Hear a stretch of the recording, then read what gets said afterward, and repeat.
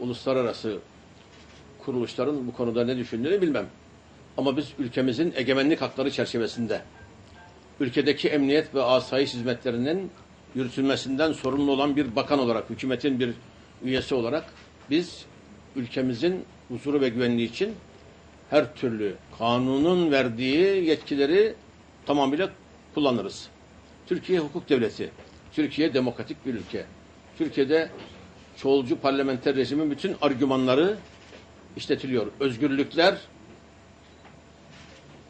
başkalarının özgürlüklerini engellemediği ve kanunda öngörülen sınırlamaları da aşmadığı sürece herkes için her yerde serbesttir.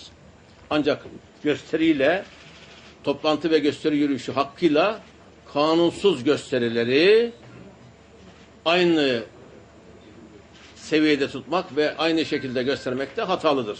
Hiçbir şey gizli kalmaz. Hiçbir şey cezasız kalmaz.